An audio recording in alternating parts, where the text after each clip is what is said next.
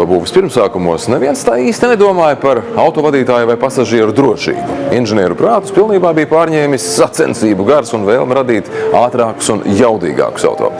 Nokļūstot ar šādiem auto avārijās, sekas bieži vien bija letālas. Piemēram, drošības jostas auto standarta aprīkojumā nonāca vairāk nekā 70 gadus pēc pirmā auto radīšanas, proti 1959. gadā tās ieviesa Volvo PV544.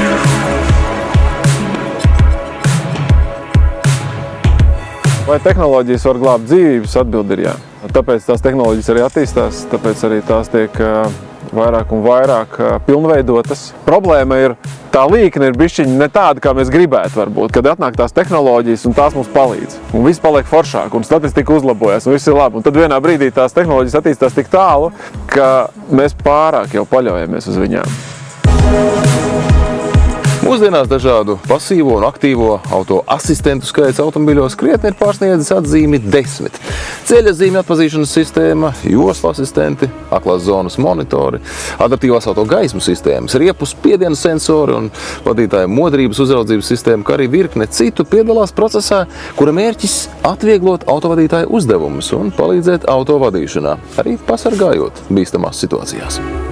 Tā kā tās tehnoloģijas attīstās un tiešām šīs pēdējo paudžu tehnoloģijas drošības sistēmas ir ļoti, ļoti advancētas. Sākotnēji tās bija riteņu pret izbuksēšanas sistēmas, ja, kaut kādas tās vienkāršākas lietas, un tad jau tālāk tās attīstījās pret to, ka arī sānslīde. No sākuma tā bija tikai aizmugurējā asa, pēc tam pielika klāt arī priekšējās asas izslīdēšana un tā tālāk, un tad tā visa tā tehnoloģija jau attīstās. Vadot mūsdienīgus auto zīmīgos ceļa apstākļos, bieži vien jūs pat nenojaušat, ka zem to riteņiem ir tīrs ledus.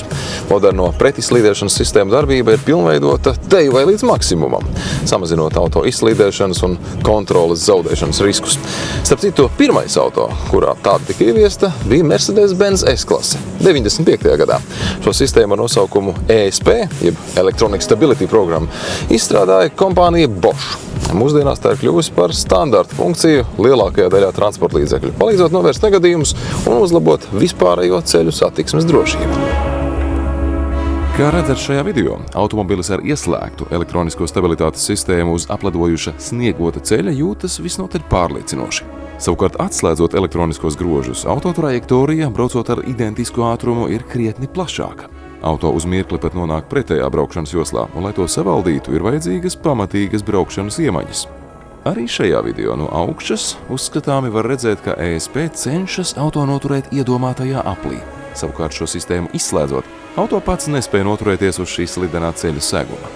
Līdzīga aina pavēras arī uzsākot kustību no vietas. ESP rūpējas, lai līdz riteņiem tiktu novadīta tikai nepieciešamā jauda. Tad auto izkustas stabili un bez liekām sānslīdēm.